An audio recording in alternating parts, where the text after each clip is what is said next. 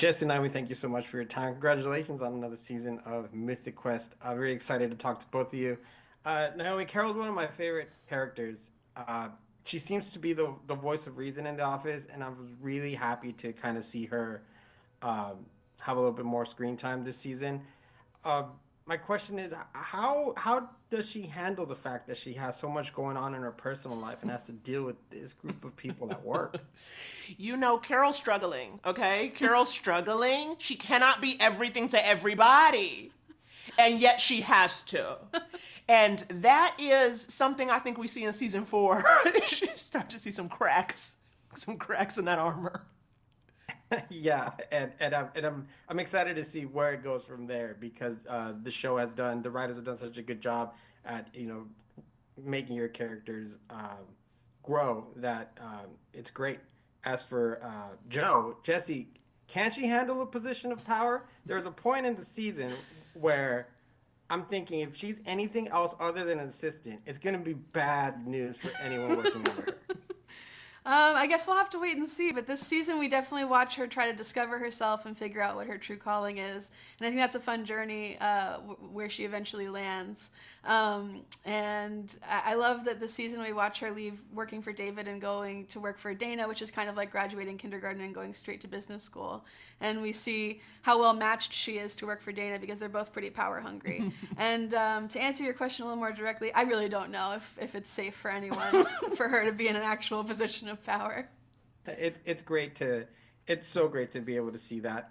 For both of you, now that we're in season 4, and then you guys were able to survive and even put out some content during COVID, and then now there's a side quest one. What does it mean to you to have the support of not only audiences but studios and writers to keep it going and keep this great show alive?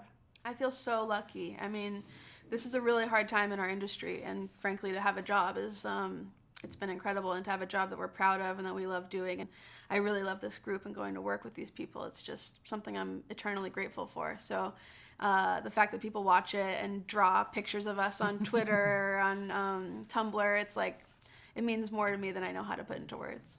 Yeah, definitely. This is my first series regular job, and the chance to be on this now. We started 2019, right? So to just build these relationships and friendships and this working comfort. And I do have people who work in HR send me DMs saying Carol is real, Carol gets it, and that's good.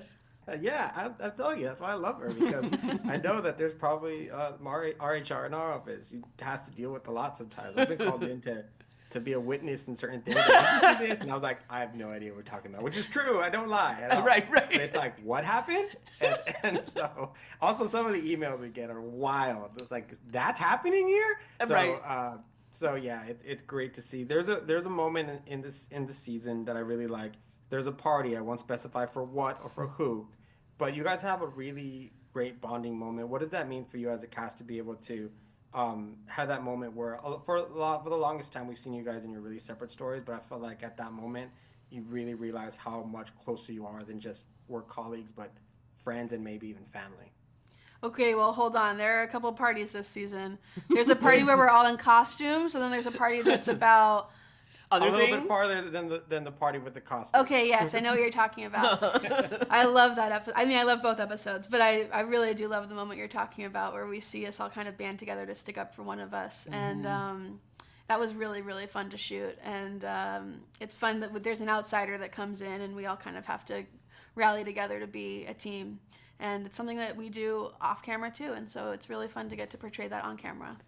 Yeah, it's always fun. I mean, because we're all so comfortable with each other and know how to make each other laugh and stuff. It feels like the off-camera dynamics are now really feeling like they're translating on screen. That only happens through time, so that's always great. And so tell me about that. Actually, you mentioned the other party. How fun was it to dress up and to really get out and to do something different? I know for Jo, she really stepped it up in that episode. That was a blast. I had a dialect coach that I got to work with for about a week leading up to that episode, which was actually kind of funny because I remember the production was reaching out to people and they were like, a week is not enough time. I don't want to put my name on this episode. She will have a terrible accent. And they kept being like, well, it's Joe doing an accent. It doesn't have to be perfect. But we took it so seriously and it was so much fun. I love that. No, I'm it's so giving. proud. It's giving. There's a Downton Abbey feel to it, okay? This is a young Maggie Smith we're talking about, okay? Absolutely. Jessie and Naomi, thank you so much for your time. I love you guys so much, and to get to talk to you guys for a few minutes, it means the world to me. So congratulations, and I hope to see more of you, both of you. Thank Love you you so too. much. Bye.